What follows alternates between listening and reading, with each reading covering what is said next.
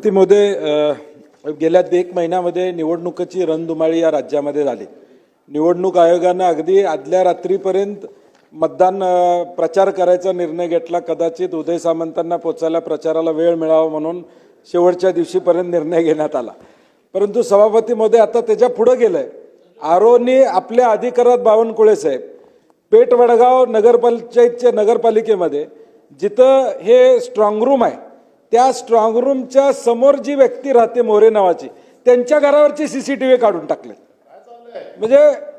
म्हणजे घर त्या माणसानं स्वतःच्या सुरक्षिततेसाठी लावलेले सीसीटीव्ही। सभापती महोदय, सुमित जाधव नावाचे सीओ येतात आणि पोलिसांच्या बंदोबस्तात ते काढतात।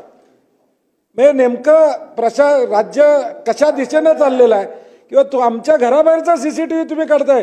तिथं समोर सांस्कृतिक मंडळ आहे, तिथं ईव्हीएम ठेवलेत, मान्य आहे, परंतु जी व्यक्ती तिथं राहते त्यांनी स्वतःच्या सुरक्षेसाठी या ठिकाणी ठेवले असतील तर ते सुद्धा तुम्ही जर या ठिकाणी मग शंका निर्माण होणार नाही का?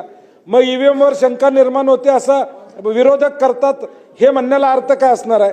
सभापती, मला माझ्या या आपल्या माध्यमातून बावनकुळे साहेब येत आहेत, सिनियर मंत्री आहेत, सरकारने निर्देश ते सीसीटीव्ही बसवले पाहिजे। घरावरचे सीसीटीव्ही काढायचा अधिकार कसा आहे सरकारला?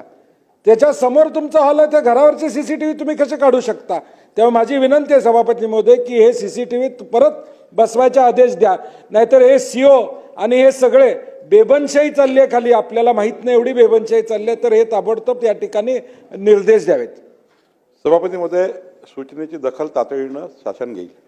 जनतेचा अधिकारनामा, जाणीव हक्काची, या न्यूज चॅनलमध्ये जनतेच्या हक्काचा आवाज, सत्ता व्यवस्थेचे प्रश्न थेट तुमच्यापर्यंत। जाहिराती आणि बातमीसाठी आजच 70 57 87 98 02 शी संपर्क साधावा।